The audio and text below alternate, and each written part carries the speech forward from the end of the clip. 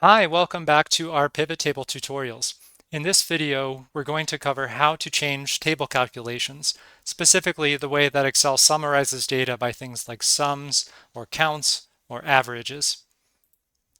So I have here our sample data file, and this is a pivot table that we created in the previous video that summarizes the number of children in each setting by age group. So let's say that instead of using the setting column for values, that we used something like child ID instead.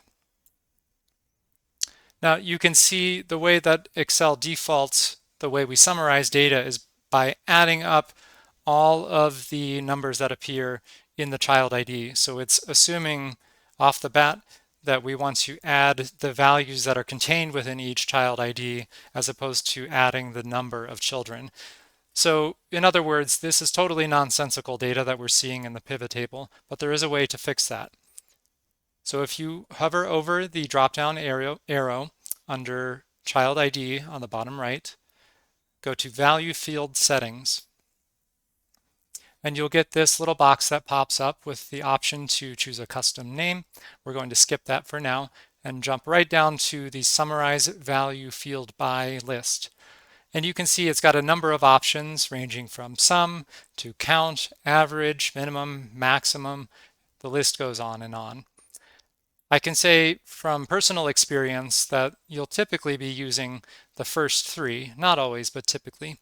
So in this case, the one that makes the most sense is going to be count. So click on count and click OK. And you can see it transforms the data into a much more sensible set of figures. This is starting to make sense now.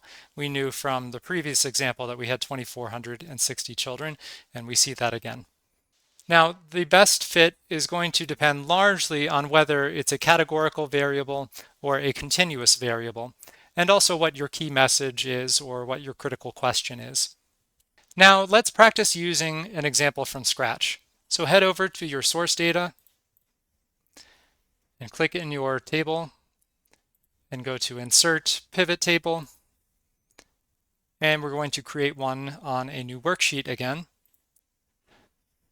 And we have our pivot table fields option. Now let's say that we wanted to look at the average number of days of services children received by Medicaid eligible status and by program. So over on the right, we're going to choose Medicaid eligible for rows, EI program for columns, number of days of EI services for the values. And you can see once again, it's defaulted to the nonsensical option of summing all of that together. We're going to go into Value Field Settings. And this time we're going to choose Average. Now we've got a lot of unnecessary extra decimal places. There's an easy way to fix that.